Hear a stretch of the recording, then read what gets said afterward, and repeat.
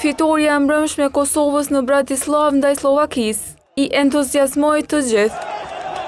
Triumfi i rit i dukshëm edhe kërkesat e tifozëve për të qenë të martë në stadiumin Fadil Vokri, ku luhet finalja kundër Turqisë. Zyrtarisht të gjitha biletat janë shitur. Mirë po shumë nga ata që siguruan biletat e lojës, kanë nisur që t'i shesin ato në tregun e zi. Çmimet janë shumë fysh më të larta. Dikush 3 bileta për tribunën e jugut, po i shet me çmimin 600 euro. Në çmimorën e FFK-s, kjo bilet kushton vetëm 10 euro. Ndërkaq dikush tjetër, një bilet në perëndim, ja ka vendosur çmimin prej 500 eurove. Vetëm në Facebook janë publikuar 10 njoftime të tilla për shitjen e biletave.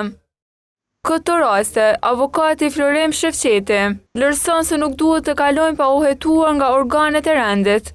Normalisht, kjo duhet të hetojë nga ana e prokurorisë për të parë nëse ka kështpërdorime dhe mashtrime në raport me biletat të cilat tani më kemi parë edhe në rrjetet sociale që çmimet e tyre janë të rritura jashtëzakonisht.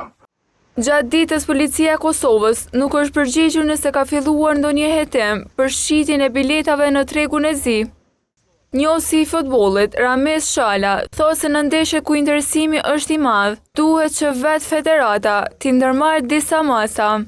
Jo kufizim, po do duhet tjetë përcaktuar në cilat kushte mund është mi morti të shindi vetë 5 bileta.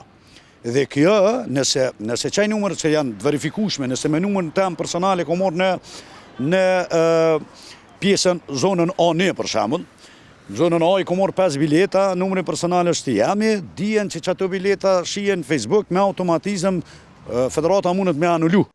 Televizioni është edhe në pritje të disa përgjigjeve nga FFK-ja në lidhur me këtë temë.